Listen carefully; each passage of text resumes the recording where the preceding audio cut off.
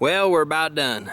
Welcome back to one of the last editions of 1309 Remodel Project. Wanted to give you an update on the painting and progress there. So let's get started getting around here. One of the things I'm going to show you real quick is personally I've learned something on this project as far as painting. I've learned several things on this project, but as far as the painting goes, I'm going to point out a couple things here.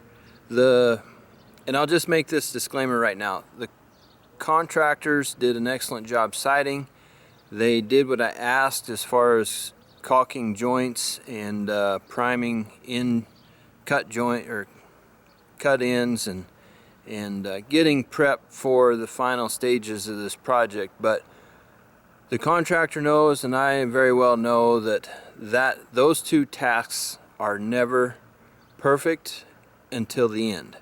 So I'm going to point out some things to you that will help you better yourself as a homeowner and help engage in those contracts or with conversations with contractors so that each side of the table is treated fairly and there's good level of communication there. So let's get started, and I'll show you some of these some of the progress and some of these tips. So as you can see, we're doing the sage green and the gray on the bottom with the white accents. So we're doing 3 colors here. This side's pretty good. Oh, we still got to do a hose bib there, get that in. We got some in between last video and now. We cut in an electrical outlet on the other side. As you can see here, I got some blue tape, and then I got some blue tape over here. This is to help guide us with the caulking and to kind of help sew this up. So with the paint, when it was all just primer tan, it looked like most of the joints were all sealed up with caulking, and we were good to go. But with the paint, maybe I'm gonna pull this one back and show you. You can start seeing the paint really accelerates where we've missed with caulking,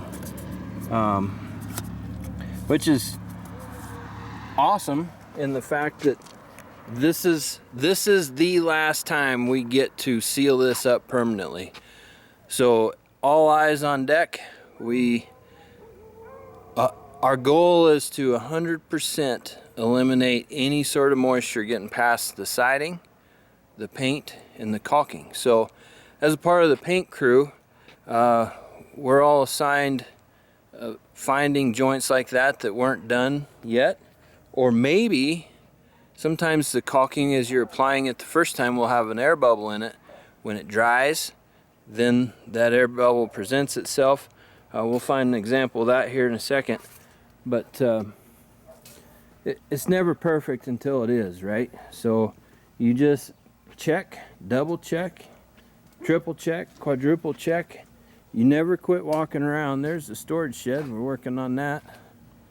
Got a new door built there. But here's a good example of, and this one was just kind of, this was done already, and I'm going to come in here and show you. It was done already because we can see here, right here, the caulking was applied, and this is pretty well sealed in. But for some reason, we got some air pockets in here. This joint was completely missed. This was pretty well missed.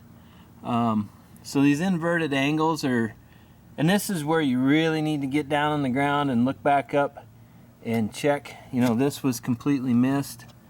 But then over here we had, you know, the person at the time running the caulking gun was diligent and was hitting these spots, but for some reason not getting it in that joint perfectly. So this is the reason we double check our work, and we keep checking until we're done, because again, this is our last chance to make it as perfect as we can get it. You know, over here, this is a good example on this door. I think this one had some air bubbles in it. Yeah, right here, there's some, you know, we can see here that the caulking was applied, but for some reason that tube drug here, there's some air involved. So a combination of the caulking tube dragging too fast and probably some air in that caulking as it went on and dried causes those voids. So the blue tape is just to help aid. We're at the end of a day here today, so whoever picks up the caulking gun first in the morning, this is to help aid them and help speed up their process.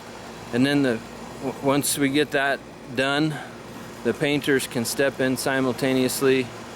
The caulking will dry, obviously, and then the painters can step in and start doing their job. So and I say that like there's multiple people here, but there's only 2 or 3 or 4 of us at any given point in time helping out here. But yeah, this is coming together. We're definitely starting to see the end in sight. I'm super stoked and happy. But yeah, as a tip to pass along to you, don't be afraid to start painting. I mean, double check those joints and get your caulking in right.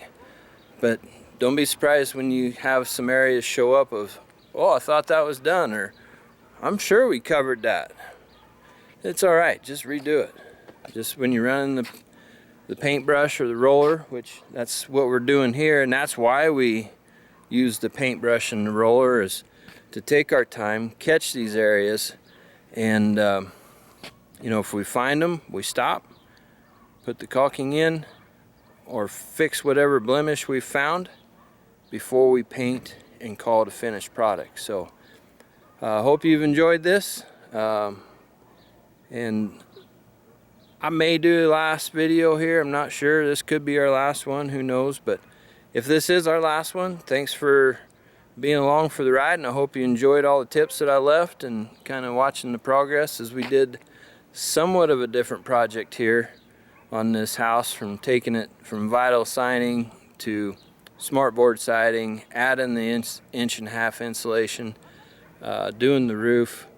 This has been a full circle project, and with a few surprises, as you guys know from watching this, but genuinely rewarding at the end of the day. So thanks, and make it a blessed day. Talk to you later.